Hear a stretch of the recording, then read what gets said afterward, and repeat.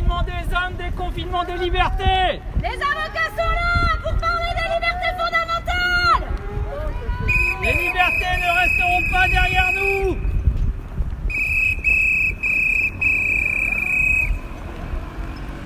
Un rendez-vous pour un plan de redressement de la justice.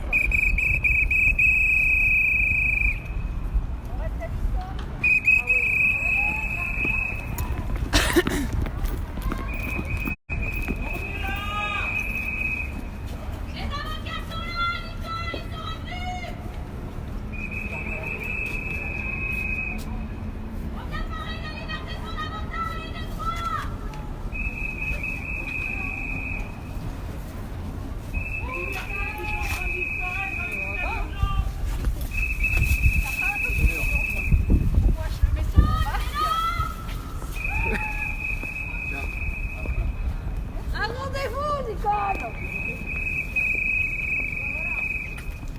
As-tu lu notre tribune, Nicole?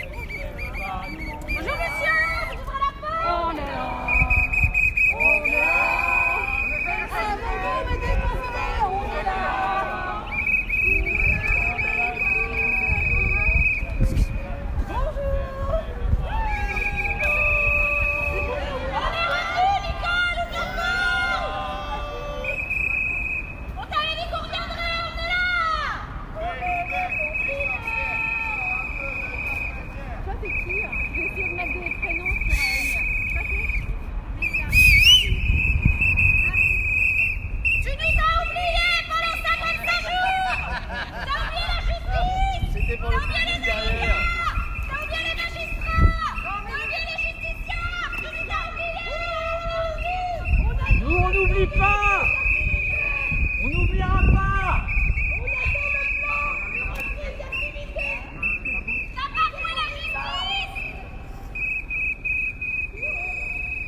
Oui, monsieur, ouvrez la fenêtre, vous allez nous entendre un petit peu mieux.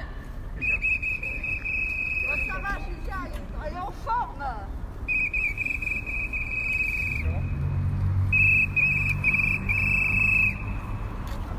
Son état d'urgence, on n'en veut pas, il est liberticide.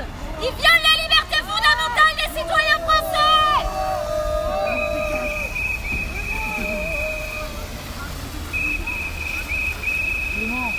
Clément, dégage, putain. Il est super chez moi, j'ai rien à faire. Et Marie, elle est taquine. Elle est à nous. Et Marie, elle est taquine. Elle est à nous. À qui? À nous. Et la justice, elle est pour qui? Elle est pour nous. Et la justice, elle est pour qui? Elle est pour nous. On va la sauver, la justice.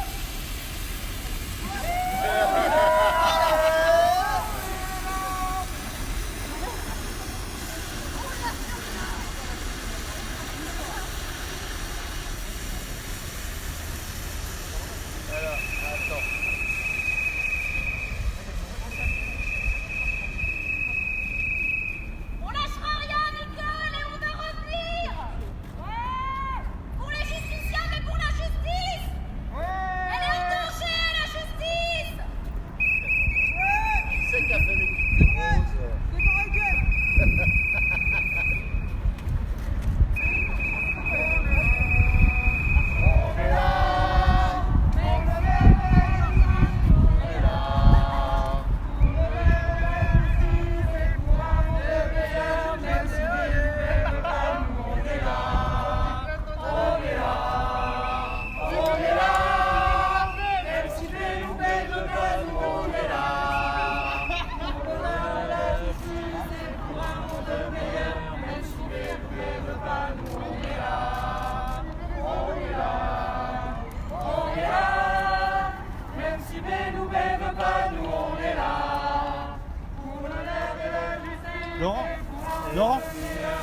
Laurent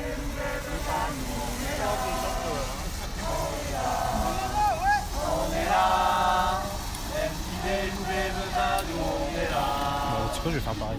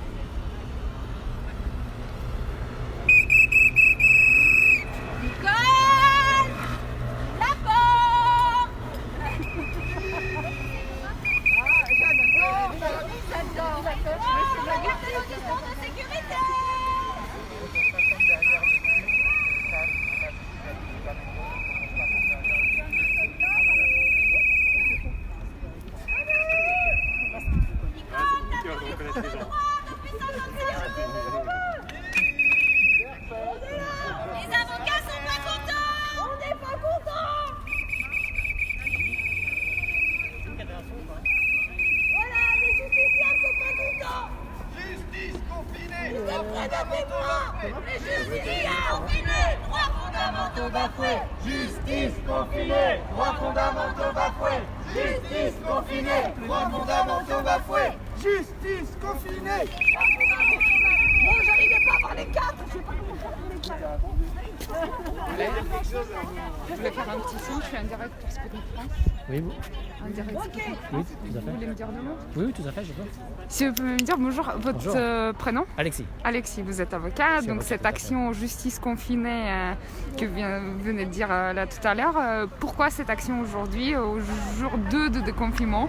Parce qu'on considère qu'il y a une évolution là, dans la stratégie du gouvernement qui pendant 2 mois a confiné l'intégralité de sa population pour des raisons sanitaires et qui aujourd'hui donc permet aux gens de retourner dehors pour aller travailler.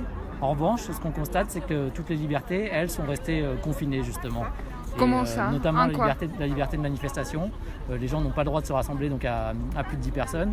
Donc pour exprimer justement leur désaccord avec la politique du gouvernement. Et donc c'est déjà une des libertés, on le constate aujourd'hui, qui est à laquelle on porte atteinte gravement. Ensuite, on a vu dans la loi d'urgence sanitaire que bon nombre de mesures ont été prises pour des raisons soi-disant sanitaires, mais aussi d'efficacité au niveau de la justice, qui ont porté gravement atteinte aux droits de tout justiciable. C'est ce qu'on a vu par exemple avec le système des prolongations automatiques de détention provisoire. C'est des mesures qui sont inacceptables, quand bien même on serait dans un état d'urgence. Ce n'est pas pour autant que les droits fondamentaux doivent être bafoués.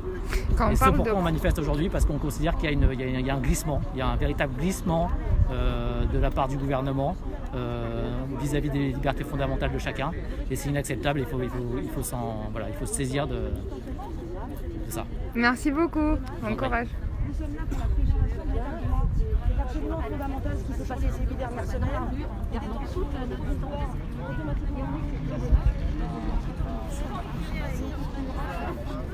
La loi du monde, la loi de la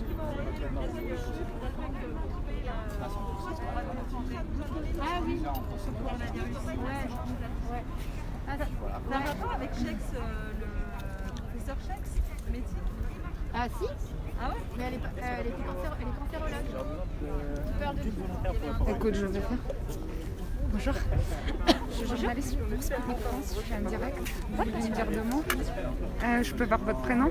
Julien. Alors, vous êtes avocate ici devant le ministère de la Justice ce jour 2 de déconfinement. Pourquoi vous êtes là? Pourquoi cette action? Eh bien, écoutez, les avocats viennent manifester pour la reprise d'une justice digne de ce nom.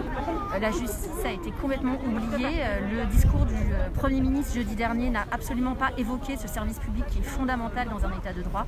Nous sommes les oubliés. Les avocats sont oubliés, les magistrats sont oubliés, les greffiers sont oubliés, les huissiers sont oubliés. Et derrière tous ces personnels et ces officiers de justice, c'est les Français qui sont oubliés. Et ça n'est strictement pas normal. Quand vous dites que vous êtes oubliés, en quoi vous êtes oubliés? On est oubliés parce qu'il n'y a pas de plan de reprise de la justice. C'est-à-dire que le seul plan de Madame Belloubet, c'est la fin du plan de continuité de la justice. Et qu'aujourd'hui, les tribunaux, les présidents de juridiction prennent chacun des mesures au petit bonheur la chance pour pouvoir essayer de faire en sorte que ce service public qui a été délaissé et oublié pendant 55 jours reprenne tant bien que mal, et c'est très très difficile. Comment ça allait pendant le confinement pour vous? Il y avait quand même pas mal de travail, j'imagine, pour les avocats. On a réussi à maintenir une certaine activité en sachant quand même qu'on a entre 50 et 70% de baisse d'activité, en tout cas pour ma part. Il y a des avocats qui n'avaient plus du tout d'activité, d'autres qui en avaient beaucoup plus que moi.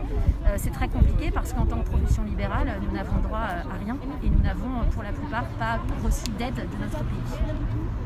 Et du coup, il y avait la prolongation pour les gens détenus, il y avait la prolongation. Comment ça marchait pour les gens qui ont détention provisoire, c'est ça? C'est ça, tout à fait. L'état d'urgence a prévu dans un certain nombre d'ordonnances la prolongation automatique des détentions provisoires. Ce qu'il faut savoir, c'est quand vous êtes détenu provisoirement, c'est-à-dire que vous êtes mis en prison le temps d'être présenté à un juge qui va vous juger.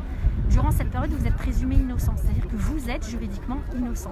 Lorsque la détention provisoire elle dure au-delà de ce qui est prévu, c'est-à-dire notamment en matière correctionnelle 4 mois plus 4 mois, tous les 4 mois, vous êtes obligé de voir un juge qui décide soit de continuer à vous maintenir en prison le temps que votre procès arrive, soit de vous remettre en liberté.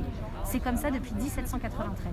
Pour la première fois depuis 1793, le gouvernement et Madame Belloubet ont décidé que ces renouvellements se passeraient automatiquement, c'est-à-dire sans audience, sans juge, sans avocat, sans pouvoir présenter son dossier. Et ça c'est une ignominie judiciaire. Merci beaucoup. Vous espérez quelle réponse aujourd'hui de Madame Belloubet? C'est les réponses sur le long terme qu'on espère. On espère déjà du financement pour la justice, pour les justiciables, pour les magistrats, pour les tribunaux, pour les greffiers. Il y a des greffiers qui n'ont pas d'agrafe dans leur bureau. Il y a des greffiers qui n'ont pas de papier pour écrire. Ça, c'est un scandale. C'est un service public. Nous sommes financés. Le service public est financé par le contribuable. Donc on attend d'abord des moyens. On attend la fin de toutes ces mesures liberticides et on attend un engagement clair de la part du gouvernement de revenir sur toutes ces exceptions qui ont été prises dans le cadre de l'état d'urgence, parce que c'est un retour à la normale du droit que nous souhaitons. Et pour l'instant, malheureusement, c'est pas le chemin qu'on est en train de prendre, parce que à côté de la justice, il y a tout un tas d'autres mesures qui vont porter atteinte au secret médical, à la vie privée, notamment les drones, les caméras de reconnaissance faciale dans le métro, Stop Covid et tous ces systèmes qui vont porter atteinte aux droits fondamentaux des citoyens. Et ça, il va falloir vraiment que ça n'intervienne pas dans notre état de droit. Merci beaucoup. Merci à vous. Bon courage. Prenez soin de vous. Merci.